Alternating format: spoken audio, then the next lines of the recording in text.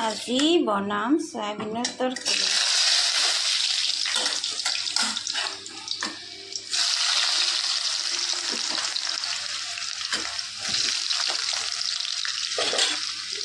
প্ৰথমতে আলুখিনি ভাজি ল'ম।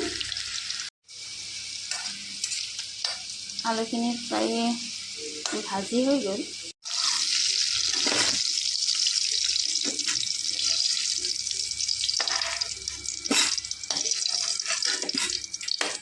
আলুখিনি ভাজি হৈ গ'ল। এতিয়া পিঁয়াজ ভাজি ল'ম।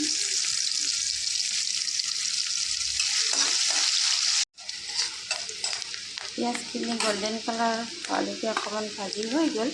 এতিয়া চয়াবিনখিনি ঢালি দিম আৰু ভালকৈ ভাজি দিম।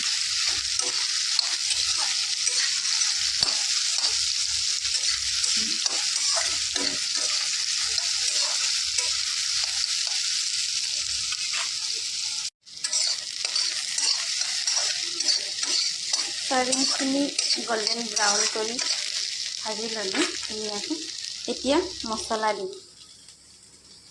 লাল মিৰ্চ, আদা নহৰু, জিৰা, ধনিয়া, হালধি, এই গোটেইখিনি পানীৰে অকণমান মিক্স কৰি ল'ম।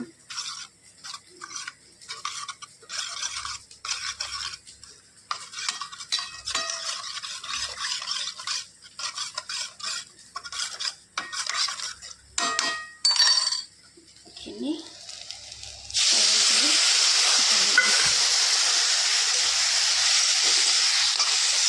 ধুনীয়া গোন্ধ ওলাইছে।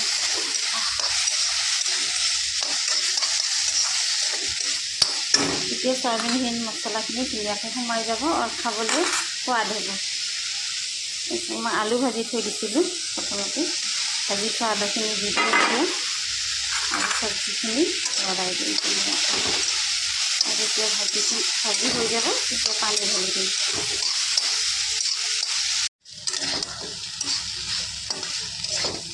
চব দেখিবলৈ কিমান ধুনীয়া হৈছে। সকলোখিনি মছলা চয়াবিনৰ ভিতৰত সোমাই গৈছে, খাবলৈ বহুত টেষ্টি হ'ব। এতিয়া পানী ঢালি অকণমান উতলাই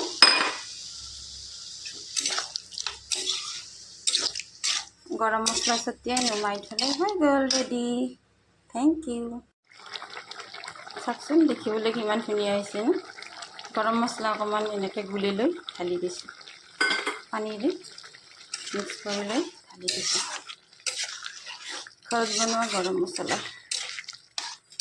জানিব বিচাৰিলে কমেণ্ট কৰিব। Thank you. কিমান ধুনীয়া হৈছে ন।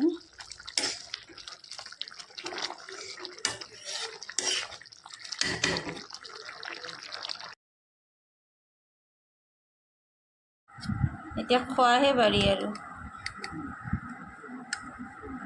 চয়াবিনৰ তৰকাৰী, ডাল, পাপৰ,